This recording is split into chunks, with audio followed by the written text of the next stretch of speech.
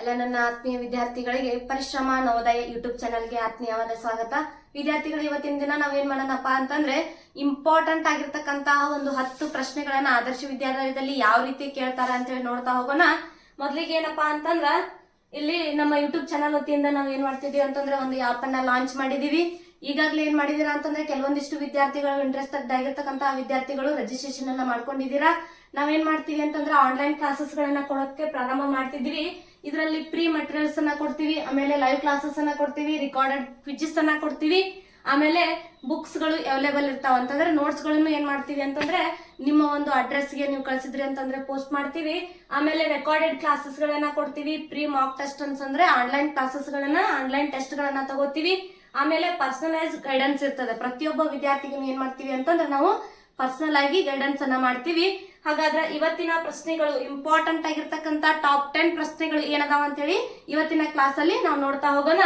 ಹಾಗಾದ್ರೆ ಮೊದಲನೇ ಪ್ರಶ್ನೆ ಏನೈತೆ ಅಂತ ಹೇಳಿ ನೋಡ್ರಿ. ಒಂದು ವರ್ಗದ ಬಾಹುವಿನ ಅಳತೆ ಎಷ್ಟೈತಿ? 8 ಸೆಂಟಿಮೀಟರ್. ಆದರೆ ವಿಸ್ತೀರ್ಣ ಏನು ಅಂತ ಹೇಳಿ ಕೇಳಿದಾರ ವಿದ್ಯಾರ್ಥಿಗಳು. ಇಲ್ಲಿ ವರ್ಗ ಅಂತಂದ್ರೆ ಏನು ಅಂತಂದ್ರ ಚೌಕ. ಹೌದಾ? ವರ್ಗ ಅಂತಂದ್ರೆ ಏನು? ಚೌಕ. ಈ ಒಂದು ಚೌಕದ ಬಾಹುವಿನ ಅಳತೆ, ಇಲ್ಲಿ ಒಂದು ಚೌಕ ಅದ, ಆ ಚೌಕದ ಒಂದು ಬಾಹುವಿನ ಅಳತೆ ಎಷ್ಟು ಸೆಂಟಿಮೀಟರ್ ಕೊಟ್ಟಾರ? 8 ಸೆಂಟಿಮೀಟರ್ ಕೊಟ್ಟಾರ. ಹಾಗಾದ್ರೆ ಇದ್ರ ವಿಸ್ತೀರ್ಣ ಕೇಳ್ಯಾರ. ಏನ್ ಮಾಡ್ಬೇಕು? ವಿಸ್ತೀರ್ಣ ಅಂದ್ರ ಚೌಕದ ವಿಸ್ತೀರ್ಣ ಏನೈತ್ರಿ? ಸೂತ್ರ ಏನೈತಿ ನಮಗ? ಚೌಕದ ವಿಸ್ತೀರ್ಣ ಅಂದ್ರ ಬಾಹು ಇಂಟು ಬಾಹು ಅಂತೇಳಿ ಐತಿ. ಹೌದಾ? ಬಾಹು ಇಂಟು ಬಾಹು ಅಂದಾಗ ನಮಗೆ ಇಲ್ಲಿ ಒಂದು ಬಾಹುವಿನ ಅಳತೆಯನ್ನ ಕೊಟ್ಟಾರ. ಎಷ್ಟು ಸೆಂಟಿಮೀಟರ್ ಐತ್ರಿ? 8 ಸೆಂಟಿಮೀಟರ್ ಐತಿ. ನೆಕ್ಸ್ಟ್ ಅದ ಇನ್ನೊಂದು ಬಾಹುವಿನ ಅಳತೆ ಅದ ಸೇಮ್ ಇರ್ತೈತಿ. ಅಂತಂದ್ರ ಎಲ್ಲಾ ಬಾಹುಗಳು ಇಲ್ಲಿ ಏನಾಗಿರ್ತಾವ? ಚೌಕದಲ್ಲಿ ಎಲ್ಲಾ ಬಾಹುಗಳು ಸಮ ಆಗಿರ್ತಾವ. ಹಾಗಾಗಿ ಮತ್ತೆ 8 ಸೆಂಟಿಮೀಟರ್ ಇದಕ್ಕೆ ಇಂಟು ಮಾಡಿದಾಗ ಎಷ್ಟು ಬರ್ತದ ಅಂತಂದ್ರ 8 8 64. ಇಲ್ಲಿ 64 ಏನು ಸೆಂಟಿಮೀಟರ್ ಇಡ್ತೀರೋ, ಏನು ಮೀಟರ್ ಇಡ್ತೀರೋ, ಅಥವಾ ಏನ್ ಚದರ್ ಸೆಂಟಿಮೀಟರ್ ಇಡ್ತೀರೋ? ಹೌದಾ? ಇಲ್ಲಿ ಏನ್ ಮಾಡ್ಬೇಕು? ವಿಸ್ತೀರ್ಣ ಕೇಳಿದ್ರು ಅಂತಂದ್ರ ನಾವು ವಿಸ್ತೀರ್ಣವನ್ನು ಅಳೆಯುವ ಮೂಲಮಾನ ಯಾವುದು ಅಂತಂದ್ರ ನಮಗ ಚದರ್ ಅಂತ ಹೇಳಿ ಅದ. ಹೌದಾ? ಚದರ್ ಅಂತ ಹೇಳದ. ಹಾಗಾಗಿ ಇಲ್ಲಿ ನಾವ್ ಏನ್ ಮಾಡ್ಬೇಕು ಅಂತಂದ್ರ ಚದರ್ ಸೆಂಟಿಮೀಟರ್ ಅಂತ ಹೇಳಿ ಇಡ್ಬೇಕು. ಹೌದಾ? ಎಲ್ಲೈತ್ ನೋಡ್ರಿ ಆಪ್ಷನ್ 64 ಚದರ್ ಸೆಂಟಿಮೀಟರ್. ಆಪ್ಷನ್ 3 ಇದಕ್ಕೆ ಏನಂತಂದ್ರೆ ಇಲ್ಲಿ ಸರಿಯಾದ ಉತ್ತರ ಆಗ್ತದ. ಇನ್ನು ನಮ್ಮ ಯೂಟ್ಯೂಬ್ ಚಾನಲ್ ಅನ್ನ ಯಾರು ಸಬ್ಸ್ಕ್ರೈಬ್ ಮಾಡ್ಕೊಂಡಿಲ್ಲ ಹಾಗೆ ಸಬ್ಸ್ಕ್ರೈಬ್ ಮಾಡ್ಕೊಡ್ರಿ, ಲೈಕ್ ಬಟನ್ ಅನ್ನ ಕೊಡ್ತಾ ಇರಿ. ಆದರ್ಶ ವಿದ್ಯಾಲಯದಲ್ಲಿ ನೀವ್ ಏನ್ ಮಾಡ್ತೀರಾ ಅಂತಂದ್ರೆ ನಮ್ಮ ಒಂದು ಸಂಭವನೀಯ ಪ್ರಶ್ನೆ ಪತ್ರಿಕೆಗಳನ್ನ ನೀವು ನೋಡ್ತಾ ಹೋದಂಗೆ ನೀವು ಔಟ್ ಮಾರ್ಕ್ಸ್ ಗಳನ್ನ ತೆಗೆಯೋದಕ್ಕೆ ಸಾಧ್ಯ ಆಗತ್ತೆ ಅಂತ ಹೇಳ್ತಾ ಹೋಗ್ತೀನಿ. ಇಲ್ಲಿ ನೋಡ್ರಿ, ನೆಕ್ಸ್ಟ್ ಕ್ವಶನ್ ಏನೈತೆ ಅಂತಂದ್ರ 2, 4, 6, 8, 10 ಮತ್ತು 12ರ ಸರಾಸರಿ ಏನು ಅಂತೇಳಿ ಕೊಟ್ಟಾರ. ಇಲ್ಲಿ ಸರಾಸರಿ ಚಾಪ್ಟರ್ ಮೇಲೆ ಏನ್ ಕೇಳ್ಯಾರ ಅಂತಂದ್ರ ಕ್ವಶನ್ ಅನ್ನ ಕೇಳ್ಯಾರ. ಹಾಗಾಗಿ ವಿದ್ಯಾರ್ಥಿಗಳ ಸರಾಸರಿ ಅಂತಂದ್ರೆ ನಮಗ್ ಗೊತ್ತಿರ್ಬೇಕು. ಸರಾಸರಿಯನ್ನು ಕಂಡುಹಿಡಿಯುವ ಸೂತ್ರ, ಸರಾಸರಿಯನ್ನ ಕಂಡುಹಿಡಿಯುವುದು ಒಂದು ಸೂತ್ರ ಅದ. ಅದು ಏನೈತಿಯಪ್ಪ ಅಂತಂದ್ರ ಇಲ್ಲಿ ಒಟ್ಟು ಸಂಖ್ಯೆಗಳ ಮೊತ್ತ, ಕೊಟ್ಟಂತಹ ಒಟ್ಟು ಸಂಖ್ಯೆಗಳ ಮೊತ್ತವನ್ನ ಮಾಡ್ಬೇಕು. ಡಿವೈಡೆಡ್ ಬೈ ಏನ್ ಮಾಡ್ಬೇಕು? ಇಲ್ಲಿ ಡಿವೈಡೆಡ್ ಬೈ ಒಟ್ಟು ಸಂಖ್ಯೆಗಳು ಎಷ್ಟು ಮಾಡ್ಕೋಬೇಕು. ಒಟ್ಟು ಸಂಖ್ಯೆಗಳು, ಕೊಟ್ಟಂತಹ ಒಟ್ಟು ಸಂಖ್ಯೆ. ಹೌದಾ? ಇಲ್ಲಿ ಏನ್ ಮಾಡ್ಬೇಕ್ರಿ? ಕೊಟ್ಟಂತಹ ಒಟ್ಟು ಸಂಖ್ಯೆಗಳ ಮೊತ್ತವನ್ನ ಮ್ಯಾಲಿಡ್ಬೇಕು, ಕೊಟ್ಟ ಸಂಖ್ಯೆಗಳನ್ನ ಏನ್ ಮಾಡ್ಬೇಕು? ಕೆಳಗಿಡ್ಬೇಕು. ಅವಾಗ ನಮ್ಗೆ ಏನ್ ಗೊತ್ತಾಗ್ತತ್ರಿ? ಸರಾಸರಿ ಅನ್ನೋದು ಗೊತ್ತಾಗ್ತತಿ. ಹಾಗಾದ್ರೆ ವಿದ್ಯಾರ್ಥಿಗಳು ಇಲ್ಲಿ ನೋಡ್ರಿ, ಕೊಟ್ಟಂತಹ ಒಟ್ಟು ಸಂಖ್ಯೆಗಳು ಎಷ್ಟದ ನೋಡ್ರಿ. ಇದು 1, ಇದು 2, ಇದು 3, ಇದು 4, 5, ಇದೊಂದು 6. ಕೊಟ್ಟಂತಹ ಅಷ್ಟು ಸಂಖ್ಯೆಗಳು ಎಷ್ಟದವ್ರಿ? 6 ಅದಾವ. ನೆಕ್ಸ್ಟ್ ಇಲ್ಲಿ ನೋಡ್ರಿ, ಇವುಗಳ ಮೊತ್ತವನ್ನ ಮಾಡ್ಬೇಕಂದ್ರ ನಾವು ಕೂಡಿಸ್ಕೋಬೇಕು. ಕೂಡಿಸೋದ್ ಈಸಿ ಮೆಥಡ್ ಹೇಳ್ತೀವಿ ನೋಡ್ರಿ. ಇಲ್ಲೇ 12 + 8 ಕೂಡಿಸಿದ್ರೆ ಎಷ್ಟಾಗ್ತದರಿ? 20 ಆಗ್ತದ. ಹೌದಾ? 12 + 8 ಕೂಡಿಸಿದ್ರೆ ಎಷ್ಟಾಗ್ತದರಿ? 20 ಆಗ್ತದ. 6 4 ಕೂಡಿಸಿದ್ರೆ ಎಷ್ಟಾಗ್ತದರಿ? ಇಲ್ಲಿ 10 ಆಗ್ತದ. ಇಲ್ಲೊಂದು 10 ಐತಿ. ಹೌದಾ? ಆಮೇಲೆ ಇಲ್ಲೊಂದು 2 ಐತಿ. 20 + 10 30, 30 + 10 40, 40 + 2 42 ಆಗ್ತದ. ಹೌದಾ? ನೀವೇನ್ ಮಾಡ್ಬೇಕು? ಕ್ವಶನ್ಸ್ ಈ ರೀತಿ ಬಂದು ಅಂತಂದ್ರ ಇಲ್ಲೇ ಏನ್ ಮಾಡ್ಬೇಕಂತಂದ್ರ ಕ್ವಶನ್ಸ್ ಒಳಗ ನಿಮ್ಗೆ ಈಸಿ ಟೈಮ್ ಉಳಿಬೇಕು ಅಂತಂದ್ರ ಬೇಗ ಈ ರೀತಿ ನಿಮಗೆ ಕುಡ್ಸ್ಕೊಳಕ್ ಬರ್ತಿರ್ಬೇಕು. ಕೆಲವೊಂದಿಷ್ಟು ವಿದ್ಯಾರ್ಥಿಗಳು ಏನ್ ಮಾಡ್ತೀರಿ?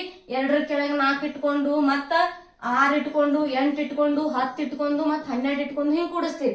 ಈ ರೀತಿ ಏನ್ ಮಾಡ್ಬಾರ್ದು. ಬೇಗ ಇಲ್ಲೇ ಏನ್ ಮಾಡ್ಕೊಂಡ್ಬಿಡ್ಬೇಕಂತಂದ್ರ ಅದನ್ನ ಕುಡ್ಸ್ಕೊಂಡ್ ಬಿಡ್ಬೇಕು. ಹಾಗಾದ್ರೆ ಇಲ್ಲಿ ಬಂದಿರ್ತಕ್ಕಂಥದ್ದನ್ನ ನಾವ್ ಏನ್ ಮಾಡ್ಬೇಕು ಅಂತಂದ್ರೆ ಈಗ ಕಟಪ್ ಮಾಡಿ ನೋಡ್ಬೇಕು. 6 1 6 7 42. ಹಾಗಾಗಿ ಎಷ್ಟು ಬರ್ತದ್ರಿ ಈ ಸಂಖ್ಯೆಗಳ ಸರಾಸರಿ ಅಂತಂದ್ರ 7 ಅಂತ ಹೇಳಿ ಆನ್ಸರ್ ಆಗತ್ತ. ಆಪ್ಷನ್ 2 ಅಂತಂದ್ರೆ ಇದಕ್ಕೆ ಸರಿಯಾದ ಉತ್ತರ. ಹಾಗಾಗಿ ಮುಂದಿನ ಪ್ರಶ್ನೆಯನ್ನ ನೋಡ್ರಿ. 10 ಕೆಜಿ ಅಕ್ಕಿಯ ಬೆಲೆ ₹350 ಅಂತ ಹೇಳಿ ಕೊಟ್ಟ. ಹೌದಾ? 10 ಕೆಜಿ ಅಕ್ಕಿ ಬೆಲೆ ಎಷ್ಟೈತ್ರಿ? ₹350 ಐತಿ.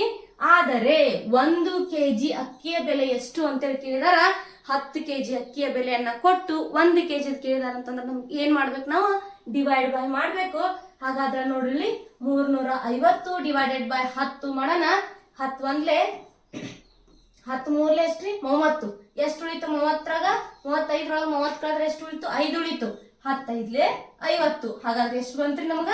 ₹35 ಕೆಜಿ ಅಕ್ಕಿ ಬಿತ್ತು. ಹಾಗಾಗಿ ಇಲ್ಲಿ ನೋಡ್ರಿ ಆಪ್ಷನ್ 3 ಏನಂತಂದ್ರೆ ಇದಕ್ಕೆ ಸರಿಯಾದ ಉತ್ತರ. ಮುಂದಿನ ಪ್ರಶ್ನೆಯನ್ನ ನೋಡ್ರಿ. ₹500ಕ್ಕೆ ವಾರ್ಷಿಕ 5% ಬಡ್ಡಿ ದರದಲ್ಲಿ ₹500ಕ್ಕೆ ವಾರ್ಷಿಕ 5% ಬಡ್ಡಿ ದರದಲ್ಲಿ 2 ವರ್ಷಗಳಿಗೆ ಆಗುವ ಸರಳ ಬಡ್ಡಿ ಎಷ್ಟು ಅಂತೇಳಿ ಕೇಳಿದಾರ. ಹಾಗಾದ್ರೆ ವಿದ್ಯಾರ್ಥಿಗಳೇ 500 ಅಂತಂದ್ರೆ ಏನಾಗತ್ತ ಅಂತಂದ್ರೆ ಇಲ್ಲಿ ಪಿ ಈಕ್ವಲ್ ಟು ಎಷ್ಟು ಬರ್ತದ ರೀ? 500 ಅಂತಂದ್ರ ಪಿ ಅಂತಂದ್ರೆ ಏನು? ಅಸಲು ಎಷ್ಟಾಗ್ತದ ಇಲ್ಲಿ? 500 ಆಗ್ತದ. ನೆಕ್ಸ್ಟ್ ದರ ಆರ್ ಅಂತಂದ್ರ ದರ ಅಂತೇಳಿ ಕರಿತೀವಿ. ಎಷ್ಟಾಗ್ತದ ಇದು? 5% ಐತಿ.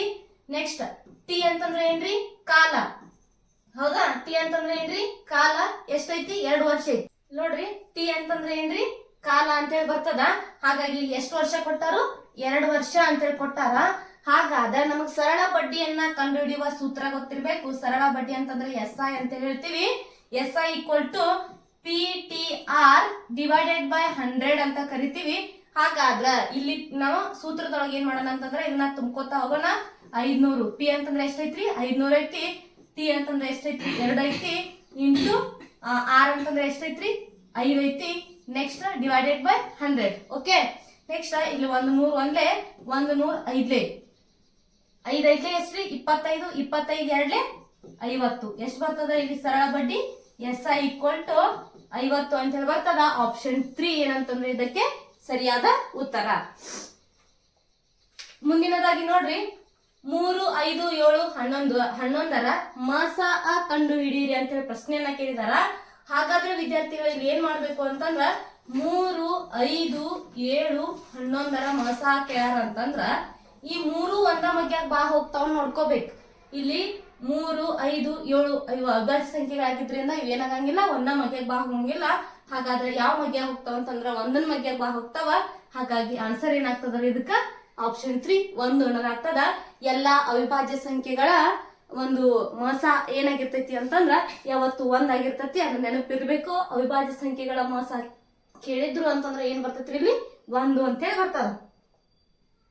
ಮುಂದಿನ ಪ್ರಶ್ನೆಯನ್ನ ನೋಡ್ರಿ. 2904 ಅಂಕಿಗಳನ್ನು ಮಾತ್ರ ಬಳಸಿಕೊಂಡು ಅತ್ಯಂತ ದೊಡ್ಡ ಸಂಖ್ಯೆಯನ್ನು ರಚಿಸಿ ಅಂತ ಹೇಳಿದಾರ. ಬಹಳಷ್ಟು ಈಸಿ ಪ್ರಶ್ನೆ ಅದ. ಅತ್ಯಂತ ದೊಡ್ಡ ಸಂಖ್ಯೆಯನ್ನ ರಚನೆ ಮಾಡ್ಬೇಕು. 2904 ಅಂತ ಹೇಳಿ ಕೊಟ್ಟಾರ. ಹಾಗಾದ್ರೆ ಇಲ್ಲಿ ದೊಡ್ಡ ಸಂಖ್ಯೆಯನ್ನ ರಚನೆ ಮಾಡ್ಬೇಕು ಅಂತಂದ್ರೆ ಏನ್ ಮಾಡ್ಬೇಕ್ರಿ?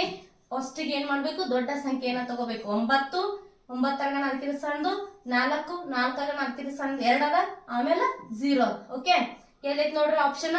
9 4 2 0 9420. ಆಪ್ಷನ್ 3 ಏನೈತೆ ಅಂತಂದ್ರೆ ಅದಕ್ಕೆ ಸರಿಯಾದ ಉತ್ತರ ಐತಿ. ಇಲ್ಲೇ ಚಿಕ್ಕ ಸಂಖ್ಯೆ ಕೇಳಿದ್ರು ಅಂತಂದ್ರೆ ಏನ್ ಮಾಡ್ತಿದ್ರಿ? ಚಿಕ್ಕ ಸಂಖ್ಯೆ ಕೇಳಿದ್ರು ಅಂತಂದ್ರ 0 ಹಿಡ್ಕೊಂಡು ಉಲ್ಟಾ ಬರೀತಿದ್ರಿ. ಇಲ್ಲ, ಯಾಕಂತಂದ್ರ 4 ಅಂಕಿ ಸಂಖ್ಯೆ ಆಗಂಗಿಲ್ಲ. ನಮಗ ಚಿಕ್ಕ ಸಂಖ್ಯೆ ಅಷ್ಟ ಕೇಳಿದ್ರು ಅಂತಂದ್ರೆ ಇದೇನಾಕಿತ್ತು? 249 ಆಕಿತ್ತು. 4 ಅಂಕಿಯ ಚಿಕ್ಕ ಸಂಖ್ಯೆ ಕೇಳಿದ್ರು ಅಂತಂದ್ರ 4 ಅಂಕಿಯ ಚಿಕ್ಕ ಸಂಖ್ಯೆ ಕೇಳಿದ್ರು ಅಂತಂದ್ರೆ ಏನಾಗ್ತಿತ್ರಿ? 2 0 4 9 ಆಕಿತ್ತು. ಇದು ನಿಮ್ಗೆ ಇಂಪಾರ್ಟೆಂಟ್ ಆಗಿ ಗೊತ್ತಿರ್ಬೇಕು. ಚಿಕ್ಕ ಸಂಖ್ಯೆ ಅಷ್ಟ ಕೇಳಿದ್ರು ಅಂತಂದ್ರೆ ಇದು ಬರ್ತದ. ಆಮೇಲೆ 4 ಅಂಕಿಯ ಚಿಕ್ಕ ಸಂಖ್ಯೆ ಕೇಳಿದ್ರು ಅಂತಂದ್ರೆ ಇದು ಬರ್ತದ. ಆಮೇಲೆ ಇಲ್ಲಿ ದೊಡ್ಡ ಸಂಖ್ಯೆ ಕೇಳ್ಯಾರ ಏನ್ ಬರ್ತದ್ರಿ? 9420 ಅಂತ ಹೇಳಿ ಆಗ್ತದ. ಹಾಗಾದ್ರೆ ಮುಂದಿನ ಪ್ರಶ್ನೆಯನ್ನ ನೋಡ್ತಾ ಹೋಗೋಣ. ನೋಡ್ರಿ, ಈ ಕೆಳಗಿನವುಗಳಲ್ಲಿ ಅವಿಭಾಜ್ಯ ಸಂಖ್ಯೆಗಳ ಘನ ಯಾವುದು ಅಂತ ಹೇಳಿ ಕೇಳಿದಾರ. ಆಪ್ಷನ್ ಗಳನ್ನ ಕೊಟ್ಟಾರಿಲ್ಲ ನಮಗ. ಇಲ್ಲಿ ನಮಗ ಅವಿಭಾಜ್ಯ ಸಂಖ್ಯೆಗಳು ಯಾವ್ಯಾವ, ಭಾಜ್ಯ ಸಂಖ್ಯೆಗಳು ಯಾವ್ಯಾವ ಅಂತ ಹೇಳಿ ಗೊತ್ತಿರ್ಬೇಕು. ಇಲ್ಲಿ ಭಾಜ್ಯ ಸಂಖ್ಯೆಗಳು ಅಂತಂದ್ರೆ ಏನಂತ ಕರಿತೀವಿ ಅಂತಂದ್ರೆ ನಾವು ಇವು ಒಂದಕ್ಕಿಂತ ಎರಡಕ್ಕಿಂತ ಜಾಸ್ತಿ ಮಗ್ಗಿಯೊಳಗೆ ಭಾಗ ಹೋಗ್ತಿದ್ದು ಅಂತಂದ್ರೆ ಅವಕ್ಕೆ ಏನಂತ ಕರಿತೀವಿ ನಾವು ಭಾಜ್ಯ ಸಂಖ್ಯೆಗಳು ಅಂತ ಕರಿತೀವಿ. ಇನ್ನು ಅವಿಭಾಜ್ಯ ಸಂಖ್ಯೆಗಳು ಅಂತಂದ್ರ ಇವು ಏನಾಗಿರ್ತಾವ ಅಂತಂದ್ರ ತನ್ನಿಂದ ಭಾಗ ಹೋಗ್ತಾವು, ಬಿಟ್ರ ಒಂದರಿಂದ ಭಾಗ ಹೋಗ್ತಾವ. ಹೌದಾ? ಅಂತಂದ್ರೆ ಇಲ್ಲಿ ಕೇವಲ ಎರಡು ಅಪವರ್ತನಗಳನ್ನ ಹೊಂದಿತ್ತು ಅಂತಂದ್ರ ಮಾತ್ರ ಏನಾಗ್ತದ ಅಂತಂದ್ರ ಇಲ್ಲಿ ಅವಿಭಾಜ್ಯ ಸಂಖ್ಯೆ ಅಂತೇಳಿ ಕರಿತೀವಿ. ಹಾಗಾದ್ರೆ ವಿದ್ಯಾರ್ಥಿಗಳೇ ಇಲ್ಲೇನ್ ಮಾಡ್ರಿ ಅಂತಂದ್ರ ಅವಿಭಾಜ್ಯ ಸಂಖ್ಯೆಗಳು ಯಾವುವು ಅಥವಾ ಭಾಜ್ಯ ಸಂಖ್ಯೆಗಳು ಯಾವುವು ಅಂತೇಳಿ ನೋಡ್ತಾ ಹೋಗೋಣ. ಹಾಗಾದ್ರ ಇಲ್ಲಿ 4 ಅನ್ನೋದು ನೋಡ್ರಿ, 2ನ್ ಮಗ್ಯಾಗೂ ಬಾ ಹೋಗ್ತದ, 1ನ್ ಮಗ್ಯಾಗೂ ಬಾ ಹೋಗ್ತದ, ಆಮೇಲೆ ಮತ್ತು 4ನ್ ಮಗ್ಯಾಗೂ ಬಾ ಹೋಗ್ತದ. ಹಾಗಾಗಿ ಏನಂತಂದ್ರ ಇಲ್ಲಿ ನಮಗ 4 ಅನ್ನೋದು ಏನಾಗ್ತದ ಅಂದ್ರ ಇಲ್ಲಿ ಭಾಜ್ಯ ಸಂಖ್ಯೆ ಆಗ್ತದ. ಹಾಗಾಗಿ ಇದು ಏನಾಗಂಗಿಲ್ಲ, ನಮಗ ಅವಿಭಾಜ್ಯ ಸಂಖ್ಯೆಗಳ ಗಣ ಆಗಂಗಿಲ್ಲ. ಹೌದಾ? ಇಲ್ಲಿ ನೋಡ್ರಿ, ಹಾಗಾದ್ರ ಇಲ್ಲಿ 2ನೇ ಆಪ್ಷನ್ ಅನ್ನ ನೋಡ್ರಿ. 2ನೇ ಆಪ್ಷನ್ ಒಳಗ 2, 3, 5, 7, 11 ಅಂತ ಕೊಟ್ಟಾರ. ಇದೇನಾಗ್ತದೆ ಅಂತಂದ್ರ ಇಲ್ಲಿ ಅವಿಭಾಜ್ಯ ಸಂಖ್ಯೆಗಳ ಗಣ ಆಗ್ತದ. ನೆಕ್ಸ್ಟ್ ಇಲ್ಲಿ 4 ಕೊಟ್ಟಾರ, ಇಲ್ಲಿ 6 ಕೊಟ್ಟಾರ, 10 ಕೊಟ್ಟಾರ. 10 ನೋಡ್ರಿ 2ನ್ ಮಗ್ಯಾಗ ಬಾ ಹೋಗ್ತತಿ, ಆಮೇಲೆ 1ನ್ ಮಗ್ಯಾಗ ಬಾ ಹೋಗ್ತತಿ, ಆಮೇಲೆ 5ನ್ ಮಗ್ಯಾಗ ಬಾ ಹೋಗ್ತತಿ, ಆಮೇಲೆ ಮತ್ತೇನ್ ಮಾಡ್ತತಿ 10ನ್ ಮಗ್ಯಾಗ ಬಾ ಹೋಗ್ತತಿ. ಹೌದಾ? ಹಾಗಾಗಿ ಈ ಆಪ್ಷನ್ ಕೂಡ ನಮಗ ಆಗಂಗಿಲ್ಲ. ಈ ರೀತಿ ಏನ್ ಮಾಡ್ಬೇಕಂದ್ರ ತೆಗೆದ್ ಬಿಡ್ಬೇಕು. ಇಲ್ಲಿ ನೋಡ್ರಿ 6, 9, 10 ಇರೋದ್ರಿಂದ 9 ನೋಡ್ರಿ 3ನ್ ಮಗ್ಯಾಗ ಬಾ ಹೋಗ್ತತಿ, 1ನ್ ಮಗ್ಯಾಗೂ ಬಾ ಹೋಗ್ತತಿ, ಆಮೇಲೆ 9ನ್ ಮಗ್ಯಾಗೂ ಬಾ ಹೋಗ್ತತಿ. ಹಾಗಾಗಿ ಇವು ಭಾಜ್ಯ ಸಂಖ್ಯೆಗಳಾಗಿರೋದ್ರಿಂದ ಇಲ್ಲಿ ಒಂದು ಭಾಜ್ಯ ಸಂಖ್ಯೆಗಳನ್ನ ಕೊಟ್ಟಾರ, ಇಲ್ಲಿ ಭಾಜ್ಯ ಸಂಖ್ಯೆ ಕೊಟ್ಟಾರ, ಇಲ್ಲಿ ಭಾಜ್ಯ ಸಂಖ್ಯೆ ಕೊಟ್ಟಾರ ಅಂತಂದ್ರೆ ನಮ್ಗೆ ಉಳಿದಿರೋ ಆಪ್ಷನ್ ಯಾವುದು? ಆಪ್ಷನ್ 2 ಏನಂತಂದ್ರೆ ಇದಕ್ಕೆ ಸರಿಯಾದ ಉತ್ತರ. ಅರ್ಥ ಆಯ್ತು ಅಂತ ಅನ್ಕೊಂಡಿದೀನಿ. ಭಾಜ್ಯ ಸಂಖ್ಯೆಗಳು ಮತ್ತು ಅವಿಭಾಜ್ಯ ಸಂಖ್ಯೆಗಳ ಮೇಲೆ ಇಂಪಾರ್ಟೆಂಟ್ ಕ್ವಶನ್ಸ್ ಬರ್ತಿರ್ತಾವ ನೋಡ್ರಿ. ನೆಕ್ಸ್ಟ್ ಮುಂದಿನ ಪ್ರಶ್ನೆಯನ್ನ ನೋಡ್ರಿ. 1/2 into 2/8 into 8/2 into 6/11 into 11/6 into 0 ಅಂತ ಹೇಳಿ ಕೊಟ್ಟಿದಾರ. ಇವುಗಳ ಗುಣಲಬ್ಧವನ್ನ ಕಂಡು ಹಿಡಿಯಿರಿ ಅಂತ ಹೇಳಿ ಕೇಳಿದಾರ. ಬಹಳಷ್ಟು ಈಜಿ ಪ್ರಶ್ನೆ ಇರ್ತದ. ಇಲ್ಲಿ ಯಾರು ತಲೆ ಓಡಿಸ್ತೀರಿ ಅವ್ರ ಈ ಒಂದು ಪ್ರಶ್ನೆಗೆ ಲೆಕ್ಕ ಮಾಡ್ಲಾರ್ದನ್ನ ಏನ್ ಮಾಡ್ತೀರಿ ಅಂತಂದ್ರ ಆನ್ಸರ್ ಅನ್ನ ಕೊಡ್ತೀರಿ. ಯಾವುದೇ ಸಂಖ್ಯೆಯನ್ನು 0 ಇಂದ ಇಂಟು ಮಾಡಿದಾಗ ಇದೇನ್ ಬರ್ತದ ಅಂತಂದ್ರ ಅದ್ ಯಾವುದೇ ಸಂಖ್ಯೆ ಇರ್ಲಿ 0 ದಿಂದ ಇಂಟು ಮಾಡಿದಾಗ ಆನ್ಸರ್ ಏನ್ ಬರ್ತದೆ ನಮಗ 0ನ ಇಂಟು ಮಾಡ್ತೀವಿ. ಇಲ್ಲಿ ನೋಡ್ರಿ, ಇದನ್ನ ನಾವು ಸಂಕ್ಷಿಪ್ತವಾಗಿ ಮಾಡ್ಕೊಂತ ಕುಂಡ್ರೋದ್ಕಿಂತನು ಇಲ್ಲಿ ಯಾವ್ದೋ ಒಂದು ಸಂಖ್ಯೆಗೆ ಅಂತಂದ್ರೆ ಇದು ಎಲ್ಲಾ ಸಂಖ್ಯೆನ ನೀವು ಇಂಟು ಮಾಡಿ ಸಂಕ್ಷಿಪ್ತ ಮಾಡಿ ಇಟ್ಕೊಂಡ್ರೂ ಕೂಡ ಏನಾಗ್ತದ ಅಂತಂದ್ರೆ ಈಗ ಲಾಸ್ಟ್ 0 ಐತಲ್ಲ, ಈ ಸಂಖ್ಯೆ ಬಂದಂತಹ ಸಂಖ್ಯೆನ ಟೋಟಲ್ ಆಗಿ ನೀವು ಸಂಕ್ಷಿಪ್ತ ಮಾಡ್ಕೊಂಡು ಬಂದಂತಹ ಸಂಖ್ಯೆಯನ್ನ 0 ದಿಂದ ಇಂಟು ಮಾಡ್ಕೊಂಡ್ರಿ ಅಂತಂದ್ರೆ ಆನ್ಸರ್ ಏನ್ ಬರ್ತತಿ ನಮಗ 0ನ ಬರ್ತತಿ. ಇಲ್ಲಿ ಸ್ವಲ್ಪ ಜಾಗರೂಕತೆಯಿಂದ ನೋಡ್ಕೊತಾ ಹೋಗ್ಬೇಕು. ಹಾಗಾದ್ರೆ ಅರ್ಥ ಆಯ್ತು ಅಂತ ಅನ್ಕೊಂಡಿದೀನಿ. ಮುಂದಿನ ಪ್ರಶ್ನೆಯನ್ನ ನೋಡ್ರಿ. ಒಂದು ಆಯತಗಣದ ಒಳಕೋನಗಳ ಮೊತ್ತ ಎಷ್ಟು ಅಂತ ಕೇಳಿದಾರ. ಆಯತ ಗಣ ಅಲ್ಲ, ಆಯತದ ಕೇಳಿದಾರ. ಹಾಗಾದ್ರೆ ವಿದ್ಯಾರ್ಥಿಗಳು ಇಲ್ಲಿ ನೋಡ್ರಿ, ಒಂದು ಆಯತ ಐತಿ. ಈ ಒಂದು ಆಯತದ ಒಳಕೋನಗಳನ್ನ ಕೇಳಿದಾರ. A, B, C, D. ಇಲ್ಲಿ ನೋಡ್ರಿ, ಇಲ್ಲಿ ಏನ್ ಕೊಟ್ಟಾರ ಅಂತಂದ್ರೆ ಒಂದು ಆಯತವನ್ನ ನಾನು ರಚನೆ ಮಾಡಿದೀನಿ. ಆಯತದ ಕೋನಗಳ ಮೊತ್ತ ಅಂತ ಕೇಳಿದಾರ. ಇಲ್ಲೊಂದು ಕೋನ ಆಗ್ತದ, ಇಲ್ಲೊಂದು ಕೋನ ಆಗ್ತದ, ಇಲ್ಲೊಂದು ಆಗ್ತದ, ಆಮೇಲೆ ಇಲ್ಲೊಂದು ಆಗ್ತದ. ಹಾಗಾದ್ರ ಈ ಆಯತದ ಬಾಹುಗಳು ಸಮವಾಗಿ ಇರೋದ್ರಿಂದ ಇಲ್ಲಿ ಯಾವ ಕೋನ ಉಂಟಾಗ್ತಾವ ಅಂತಂದ್ರೆ ನಮಗ ಲಂಬ ಕೋನ ಉಂಟಾಗ್ತಾವು. ಇದು 90 ಡಿಗ್ರಿ ಇರ್ತದ, ಇದು 90 ಡಿಗ್ರಿ ಇರ್ತದ, ಆಮೇಲೆ ಇದು 90 ಡಿಗ್ರಿ ಇರ್ತದ, ಇದು 90 ಡಿಗ್ರಿ ಇರ್ತದ. ಓಕೆ, ಹಾಗಾದ್ರ ಇಲ್ಲಿ ಈ 8 ಕೋನಗಳ ಮೊತ್ತ ಎಷ್ಟಾಗ್ತದ ನೋಡ್ರಿ ಅಂತಂದ್ರ 90, 90, 180, ಆಮೇಲೆ 90, 90, 180, 180, 180 ಎಷ್ಟಾಗ್ತದ ರೀ? 180 ಪ್ಲಸ್ 180 ಡಿಗ್ರಿ ಎಷ್ಟಾಗ್ತದ ರೀ? ಟೋಟಲ್ 360 ಡಿಗ್ರಿ ಆಗ್ತದ. ಹಾಗಾದ್ರೆ ನಮ್ದು ಆಪ್ಷನ್ 3 ಇದಕ್ಕೆ ಏನಂತಂದ್ರೆ ಇಲ್ಲಿ ಸರಿಯಾದ ಉತ್ತರ. ಹಾಗಾಗಿ ಕೊನೆಯ ಪ್ರಶ್ನೆಯನ್ನ ನೋಡ್ರಿ. ಕೊನೆಯ ಪ್ರಶ್ನೆ ಇಂಪಾರ್ಟೆಂಟ್ ಆಗಿರ್ತಕ್ಕಂತಹ ಪ್ರಶ್ನೆಗಳದಾವ. ಉಷಾಳ ಅಣ್ಣನ ಬಳಿ 5,000ಗಳಿವೆ. ಉಷಾಳ ಅಣ್ಣನ ಬಳಿ ಎಷ್ಟದಾವ ಅಂತಂದ್ರ 5,000 ರೂಪಾಯಿಗಳದಾವ. ಹೌದಾ? ಹಾಗಾದ್ರೆ ಅವನು ರೂಪಾಯಿ 3,000ಗಳಿಗೆ ಒಂದು ಹಸುವನ್ನು ಕೊಂಡರೆ ಅವನಲ್ಲಿ ಉಳಿದ ಹಣ ಎಷ್ಟು ಅಂತ ಹೇಳಿ ಕೇಳಿದಾರ. ಇಲ್ಲಿ ಉಳಿದ ಹಣ ಎಷ್ಟು ಅಂತ ಹೇಳಿ ಕೇಳಿದಾಗ ನಾವ್ ಏನ್ ಮಾಡ್ಬೇಕು? ಮೈನಸ್ ಮಾಡ್ಕೋಬೇಕು. ಅವ್ರ ಹತ್ರ ಎಷ್ಟು ಅದಾವ್ರಿ ಹಣ? 5,000 ರೂಪಾಯಿ ಇತ್ತು. ಅದರಲ್ಲಿ ಎಷ್ಟು ಕೊಟ್ಟು ತಗೊಂಡಾರ? 3,000 ರೂಪಾಯಿ ಕೊಟ್ಟು ಏನ್ ಮಾಡ್ಯಾರ್ರಿ? ಹಸುವನ್ನ ಖರೀದಿ ಮಾಡಿದಾರ. ಹಾಗಾಗಿ ಇಲ್ಲಿ ಮೈನಸ್ ಮಾಡ್ರೆ ಎಷ್ಟು ಉಳಿತದ ರೀ? ಅಲ್ಲಿ 2,000 ರೂಪಾಯಿ ಉಳಿತದ. 5,000 ಒಳಗ 3,000 ಮೈನಸ್ ಮಾಡ್ರ 2,000 ರೂಪಾಯಿ ಉಳಿತದ. ಹಾಗಾದ್ರ ಆಪ್ಷನ್ 1 ಇದಕ್ಕೆ ಏನಂತಂದ್ರೆ ಇಲ್ಲಿ ಸರಿಯಾದ ಉತ್ತರ. ಇಲ್ಲಿವರೆಗೆ ನಾವ್ ಏನ್ ಮಾಡಿದ್ವಿ ಅಂತಂದ್ರ ಒಂದು ಟಾಪ್ 10 ಕ್ವಶನ್ ಗಳನ್ನ ಡಿಸ್ಕಷನ್ ಮಾಡಿದೀವಿ. ಪ್ರತಿದಿನ ಹೀಗೆ ಏನ್ ಮಾಡ್ತೀವಿ ಅಂತಂದ್ರ ನಾವು ಕ್ವಶನ್ ಗಳನ್ನ, ಸಂಭವನೀಯ ಪ್ರಶ್ನೆ ಪತ್ರಿಕೆಗಳನ್ನ ತರ್ತಾ ಹೋಗ್ತೀವಿ. ಇಲ್ಲಿವರೆಗೂ ಕ್ಲಾಸ್ ನೋಡಿದ್ದಕ್ಕಾಗಿ ಧನ್ಯವಾದಗಳು. ನಮ್ಮ ಯೂಟ್ಯೂಬ್ ಚಾನಲ್ ಅನ್ನ ಇನ್ನೂ ಯಾರು ಸಬ್ಸ್ಕ್ರೈಬ್ ಮಾಡ್ಕೊಂಡಿಲ್ಲ, ಸಬ್ಸ್ಕ್ರೈಬ್ ಮಾಡ್ಕೊಡ್ರಿ, ಶೇರ್ ಮಾಡ್ಕೊಡ್ರಿ.